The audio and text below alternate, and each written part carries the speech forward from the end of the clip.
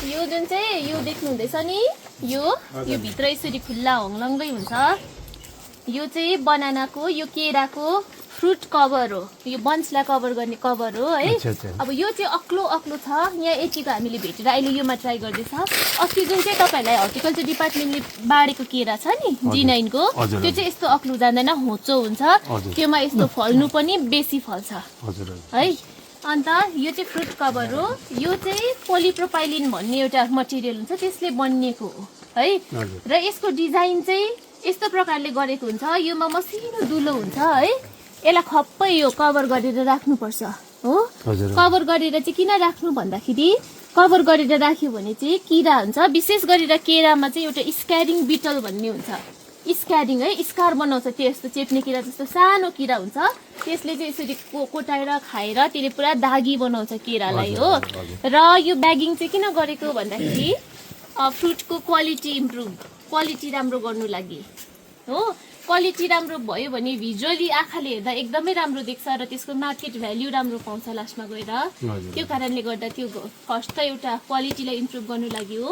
र यो लगाएर यसलाई कभर गर्यो भने, यो केरालाई कभर गर्यो भने फ्रुटले आफ्नै एउटा इथिलिन ग्यास छोड्छ। त्यो ग्यासलाई चाहिँ यो फ्रुटले चाहिँ भित्रै, यो कभरले चाहिँ भित्र ट्र्याप गरेर राख्छ र केरा छिटो पाक्छ, छिटो पनि पाक्छ र साइज पनि राम्रो हुन्छ हो। एकैचोटि पाक्छ। अहिले हेर्नुहोस् त्यहाँनिर एउटा दुईटा पाक्दैछ, मुनिकोहरू खाँचै छ है। यो ब्यागिङ गरेर राख्यो भने सबै एकैचोटि पाक्छ। त्यसो गर्दा तपाईँहरूको युनिफर्म राइपनिङ हुन्छ र मार्केटिङमा पनि सजिलो पर्छ है। यो अहिले डेमोन्स्ट्रेसन हामीले गरौँ है। भोलि पर्सि तपाईँलाई यो जुन चाहिँ बनाना अस्ति पाउनु भएको छ G9 भेराइटीको, त्योमा काम लाग्छ यो चाहिँ। हुन्छ, बुझ्नुभयो नि है। हजुर। अन्त कभर गर्दा चाहिँ सबै स्टाफले सुन्नुहोस् है। यो केराको चाहिँ यो एउटा केरालाई त फिङ्गर भन्छ है, यो डल्लै केराको यो डल्लै एउटालाई ह्यान्ड भन्छ, एउटा केरालाई फिङ्गर, मुनिको यो ह्यान्ड हो, हात हो है। र यो कभर गर्दाखेरि चाहिँ यो लास्ट ह्यान्ड अब यहाँसम्म फलेको हो केराले है। र यो मुनि यो लामो गएर यहाँनिर मुनि यो उयो छ, बुङ्गा छ है। यो बुङ्गा चाहिँ केराको चाहिँ कुन चाहिँ पार्ट हो, मेल पार्ट हो कि फिमेल पार्ट हो? फिमेल थियो, फिमेलले त माथि फल्यो नि, यो चाहिँ मेल पार्ट हो है, मेल पार्ट हो। अन्त स्टाफहरूले सुन्नुहोस् ल, विशेष यो टेक्निकल कुरा चाहिँ यो चाहिँ मेल पार्ट हो र फिमेलले माथि फुल थियो फिमेलको, त्यहाँनिर पोलिनेसन भएर पनि केरा फलिसक्यो। अब यो मेल फ्लावरलाई रुखमा राखेर फाइदा छैन है, यसलाई राखेर फाइदा छैन। यसले आफ्नो गर्नुपर्ने काम गरिसकेको छ, यसलाई राखेर फाइदा छैन। र यो लाउने बेला चाहिँ तपाईँहरूले यसलाई चाहिँ काट्नुपर्छ है। र यसलाई चाहिँ कहाँ काट्ने, भोलि पर्सि तपाईँहरूले यो जुन चाहिँ पाउनु भएको छ नि त्यसमा चाहिँ त्यसो गर्नुहोस्, यिनीहरूमा पनि गर्दा हुन्छ। यसलाई काट्नुपर्छ र यसलाई चाहिँ कहाँ काट्ने भन्दाखेरि यो जुन चाहिँ लास्ट ह्यान्ड छ केराको, त्यहाँदेखि लिएर 15 सेन्टिमिटर है, या त 6 इन्च जस्तो मुनि चाहिँ काट्नुपर्छ है। र यो काट्ने प्रोसेसलाई चाहिँ एउटा हर्टिकल्चर साइन्समा टर्म छ, स्टाफहरू सुन्नुहोस्, त्यो टर्मलाई चाहिँ डिनेबलिङ भन्छ।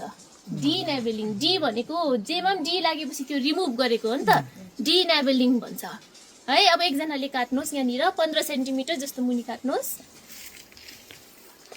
काट्नुहोस् ल, 6 इन्च जस्तो मुनि त्यतिमा काट्नुहोस्। हजुर, यति काट्यो है। अन्त यति काटेपछि यति, अब यहाँ हेर्नुहोस् यो मुनि चाहिँ किन काटेको भन्दा अब यसलाई काट्नु साथ यहाँबाट पुरा पानी चुन्नु थाल्यो है, रुखको खुन निक्लेको भन्थ्यो नि हामीले, यो चाहिँ ब्लिडिङ भएको नि, ब्लिडिङ भएको नि है। यहाँ माथि नै काटेको भए चाहिँ माथिबाट फलहरूबाट पानी चुन्थ्यो, यहाँ काट्दा चाहिँ यसको यतिबाट मात्रै पानी चुँदैछ।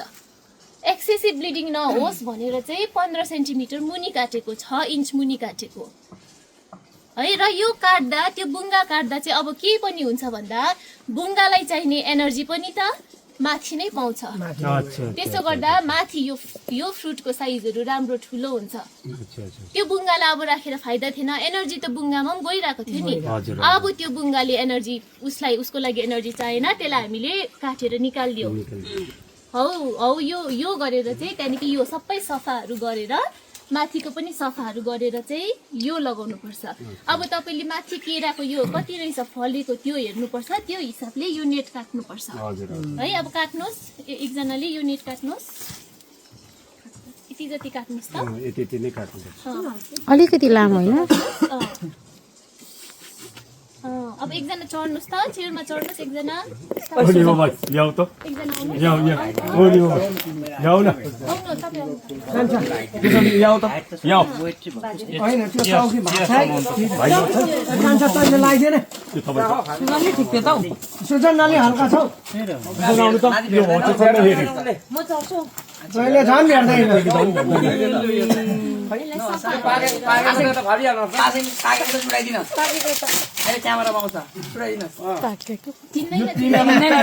म्यामलाई पो दिन्छु त बुझ्यौ लगाउनुहोस् दिदी उयो निकाल्नुपर्छ स्टेपलर ए स्टेपलर मेरो पछाडि ब्यागमा चाहिँ निकाल्नु नि स्टेपलर यो पनि उयो गरौँ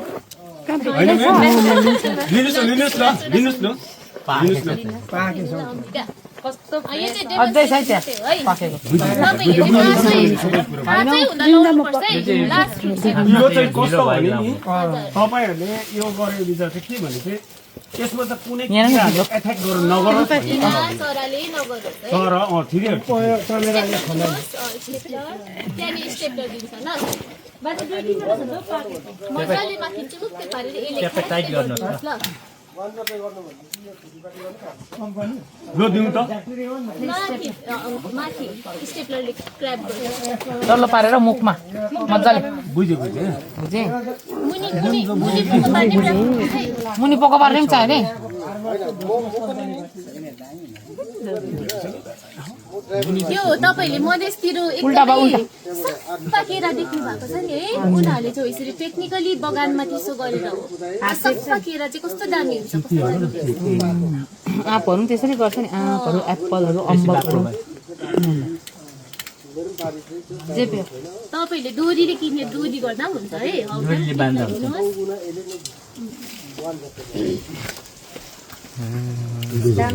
अब चाहिँ यो आइडिया राम्रो हो यो आइडिया एकदमै राम्रो हुन्छ लो यत्रो दिन घुम्यो आज म्यामहरू आउनु भएर हामीलाई सिकाउनु भयो हो हजुर यसको लागि पनि भारी भारी तपाईँहरूलाई धन्यवाद हुन्छ यो हामीले जानेको छैनौँ नि त यो जस्तो फल्यो हजुर प्रतिकाले जस्तो दियो त्यस्तैमा हामी पर्खिरहन्छ नि यसलाई समय पर्खिबस्छु नि त अब यस्तो हाम्रो सिक्किम जस्तो कन्डिसनमा चाहिँ यो लाउनु चाहिँ एकदमै राम्रो किनभने यहाँ अलिकति